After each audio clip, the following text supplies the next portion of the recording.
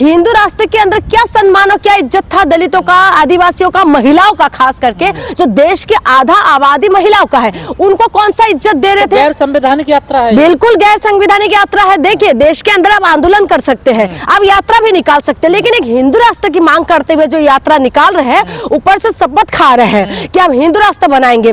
आप बताइए, हिंदू राष्ट्र बनाएंगे तो मेरे सवाल यह है कि दलित और महिला खास करके वो कहाँ रहेंगे, कौन सी स्थान पे रखेंगे? क्या दलितों के लिए जो है आप पुजारी का दर्जा देंगे? क्या दलितों को जो दान पात्र खोलने का अधिकार देंगे? क्या दलितों को जो अधिकार जो संविधान ने दिया, क्या अधिकार देंगे? शंकराचार्य बनाएंगे? क्या जो पीठ हमारी है यहाँ पर, तो वहां पर क्या बिठाएंगे? सबसे बड़ी बात है कि आज दलितों को घोड़ी नहीं चढ़ने दे रहे। आज संविधान लागू होने के बावजूद भी आपको क्या लग रहा है कि ये लोग जो है हिंदू राष्ट्र बनाने की बात ये सब करेंगे? और धीरेन्द्र शास्त्री ये कह रहे हैं ना, जात पात की करो विदाई, हिंदू हिंदू सब भाई। तो मैं वही कह रही हूँ कि आप जात पात को करो विदाई, हिंदू हिंदू जब भाई भाई करते तो हिंदू भाई दलित भाई के ऊपर जो पिटाई चलते हैं तो धीरेन्द्र शास्त्री कहाँ रहते हैं? जब यादव कथावाचक के ऊपर मूत्र चिरक देता तो कहाँ रहते हैं? तो मैं ये कह रही हूँ कि मुकेश जो है उनको जो अभी मार दिया गया, उस वक्त ही धीरेन्द्र शास्त्री कहाँ रहते हैं? जो घोड़ी चढ़ने नहीं देते उस टाइम धीरेन्द्र शास्त्री जी कहाँ रहते हैं? आज भी बहुत सारी एरिया में ऐसा है जो दलित चप्पल बना सकते हैं, लेकिन चप्पल को पहनने का अधिकार नहीं है, सर पे चप्पल लेके चलते हैं। तो ये अधिकार कहाँ से? आज संविधान लागू होने के बाद भी ये व्यवस्था है।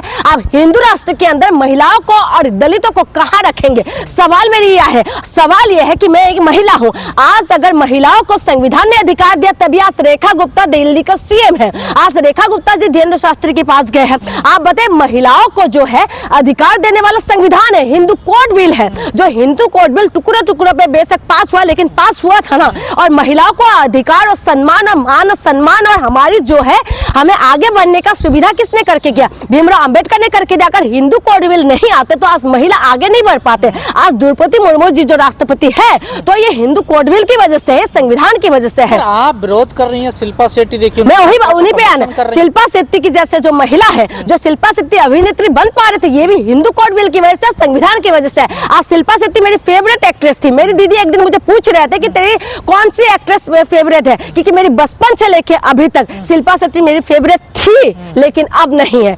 आप बताइए कि उनका फिटनेस में मैं उसकी तारीफ करती हूँ, बहुत अच्छी फिटनेस के ऊपर वो बात बताते हैं, अच्छी चीजें, अच्छी फिल्में दिया है उन्होंने, लेकिन आज उन्होंने हिंदू राष्ट्र बनाने के लिए योगदान देने के लिए आए हैं। बड़े बड़े जो हस्ती है, बड़े बड़े जो है फिल्म स्टार है, वो लोग इनके साथ शामिल हो रहा है। दुख की बात यह है कि ये लोग किसी का नहीं है। जब देश के अंदर महिला के साथ बलात्कार होता है, मणिपुर के लिए इनकी आवाज नहीं निकले। जब महिलाओं के जो हाथरस में कांड हुआ था, उस वक्त ये लोग ना तो ट्वीट किया, ना तो इनकी मुंह से कुछ थू तक नहीं निकलते इनकी मुंह से। और उसके बाद आज हिंदू राष्ट्र बनने के लिए आज सनातनी को जगाने आए, एक मिनट, सनातनी को जगाने के लिए आए हैं। ऐसा सनातनी है, तुम्हारी घर के अंदर तुम्हारे हस्बैंड के ऊपर आरोप है ना कि वो वीडियो क्या वीडियो बनाते हो आप लोग, इस तरीके की आरोप है ना, आप यही सनातन है। यानी कि आपके ऊपर कितना भी आरोप लग जाए, लेकिन धर्म का चोला ओढ़ लो तो आप पाक और साफ हो जाते हो क्या? आप बताइए कि किस तरीके के आरोप है। अभी मैंने देखा धीरेन्द्र शास्त्री के साथ जो है अनुराधाचार्य भी आ गए थे। वो वही व्यक्ति है जिन्होंने ये बोला कि महिला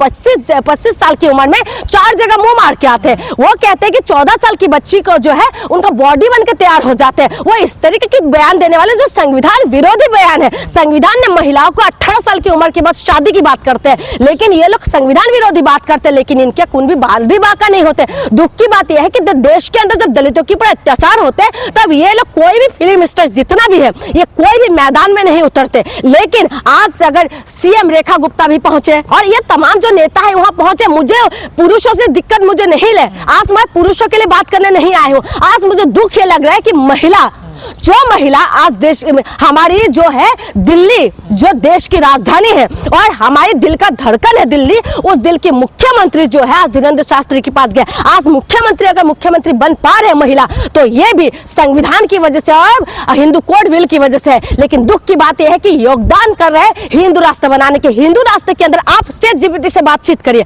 मैं कल परसों रात को मैं बहुत ज्यादा परेशान थी हिंदू राष्ट्र की बात को लेकर, तो मैंने ChatGPT से बात करी, तो ChatGPT ने मुझे क्या जवाब दिया? मेरे पास फोन नहीं है, नहीं तो मैं अभी आपको दिखा देती। आप खुद सवाल करके देखिएगा हिंदू राष्ट्र के अंदर महिला का हाल क्या होगा। सती प्रथा, तमाम जो प्रथा थे, जब हमारे देश संविधान लागू नहीं हुआ था, उस वक्त कितना लोगों ने संघर्ष किया। ठीक है। और उसके बाद वो सारी प्रथा को खत्म हुआ। 1987 में एक प्रथा खत्म हुआ, 1961 में एक प्रथा खत्म हुआ, और वो सारी प्रथा खत्म करने के बाद ही ये सारी हमारी महिलाओं को क्या नहीं करा। ये कहते हैं कि जो है मांस खाना गुनाह है, बिल्कुल गुनाह है, लेकिन महिला को भून देना क्या गुनाह नहीं है?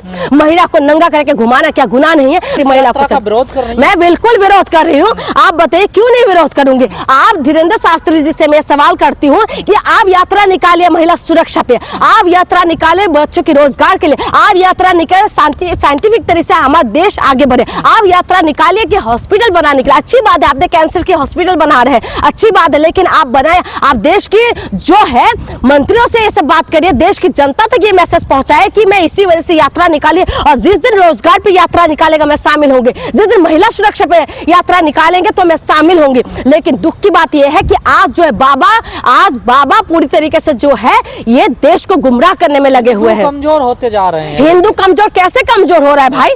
जब मुगल आया तब हमारे हिंदू कमजोर नहीं थे, जब ब्रिटिश आया तब हमारे हिंदू कमजोर नहीं थे, लेकिन आज हिंदू का जो है शासन चारों तरफ होने के बाद भी हिंदू कमजोर हो रहा है। आप बताइए ना, राष्ट्रपति से लेके हमारे सीएम तक का हर एक छोटे छोटे पद में, हाँ, निगम पार्षद तक का जो है ये सब हिंदू बैठे होने के बाद भी हिंदू कमजोर हो रहा है। कहाँ हिंदू कमजोर हो रहा है? कौन सी उसमें आपको लगता है हिंदू कमजोर है? आपका धीरेन्द्र शास्त्री को सड़कों पर आना पड़ा। मैं वही तो कह रही हूँ, मैं पूछना चाहती हूँ कि हमारी जो है प्रधानमंत्री कौन है, हमारे राष्ट्रपति कौन है, गृह मंत्री कौन है, और हमारे रक्षा मंत्री कौन है? और यहाँ पर सबसे बड़ी बात है कि हिंदू का रक्षा करने वाले जो ये संगठन है, ये हिंदू के नाम पे लोगों को जो है पागल बना रहे हैं। आज हिंदू परेशान नहीं है, देश की सबसे ज्यादा आबादी किसकी है? तो आपने चाहती हिंदू एकजुट आए, एक धागे में बंधे सब? मैं चाहती हूँ हिंदू एक धागे में बांधे, लेकिन उस धागे के अंदर दलित, आदिवासी और महिलाओं को कौन सी धागे पे बांधना चाहते हैं, मैं वो जानना चाहती हूँ। मैं वो जानना चाहती हूँ कि दलितों को स्थान कहाँ होगा? क्या एक धागे में बांधने के बाद दलित पुजारी बनेंगे? एक धागे की बांधने के बाद क्या महिला जो है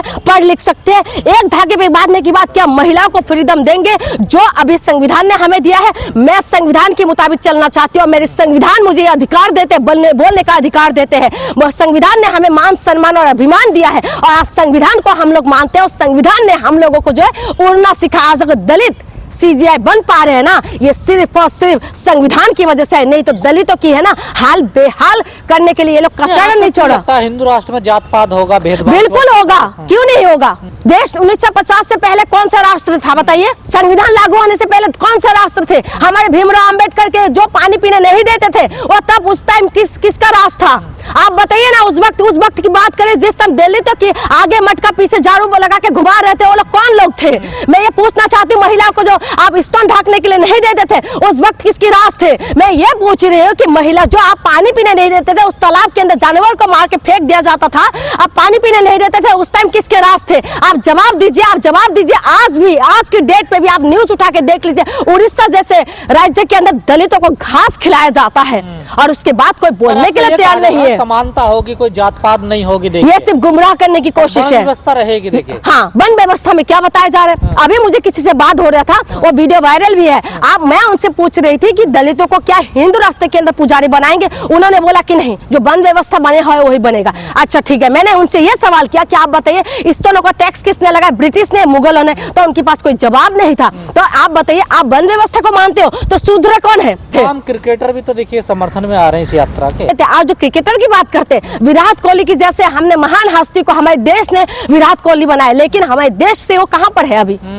कहां पर है? जब पैसा कमाया, शोहरत कमाया, उसके बाद हमारे देश की जनता से उनको प्यार है। आज लंदन में बचे हुए हैं, तो इसीलिए मैं नागरिकता छोड़ दिया। मैं वही कह रही हूँ कि बड़ी बड़ी हस्तियां बोलेंगे तो इसका मतलब वो सही है। बड़ी बड़ी हस्तियां तब कहां चले जाते हैं? जब महिला के साथ बलात्कार होते हैं, मणिपुर जैसे कांड होते हैं, तब कहां चले जाते हैं? हाथरस जैसे कांड होते हैं, अंकिता भंडारी जैसे कांड होते हैं, बिल्किस बानो जैसे कांड होते हैं, जो तब कहां चले जाती है? ये लोग जो है, ये जो बाबू के नाम पे धंधा करने वाले जो डाकू बने हुए हैं, जो राम रहीम जैसे, और ये आपका क्या नाम है इसका, आसाराम बापू जैसे, इनको पैरोल में जब बाहर आते हैं तो ये लोग कहां चले जाते हैं? तब इनके हाथ में ना तो ट्वीट कर सकते हैं ये लोग, ना ये लोग तब बोल सकते हैं। आप बताइए ना, तब कहां चले जाते हैं ये लोग? आप क्रिकेटर सपोर्ट करें, फिल्म स्टार सपोर्ट करें, तो इसका मतलब वो सही होगा।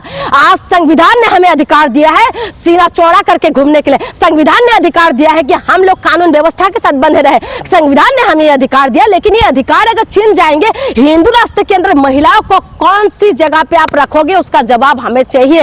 हिंदू राष्ट्र के अंदर क्या महिला को फ्रीडम देंगे? देखिए, हिंदू राष्ट्र जो बनाने का मांग कर रहा है, सबसे बड़ी दुखद बात यह है कि इस टाइम हमारे देश के अंदर संविधान लागू है और संविधान में लिखा हुआ है कि धर्मनिरपेक्ष होना चाहिए, और धर्मनिरपेक्षता के साथ ही आज 75 साल से इस देश के अंदर जो है हमारी संविधान लागू है, और इस संविधान को लागू करने के लिए भीमराव अंबेडकर ने जो संघर्ष किया है उसको हम कतई उसको इनकार नहीं कर सकते। 1950 से जब से संविधान लागू हुआ है, उसके बाद दलित और पिछड़े आदिवासियों को जो मान सम्मान और अभिमान मिला है, तो ये तो संविधान ने दिया है।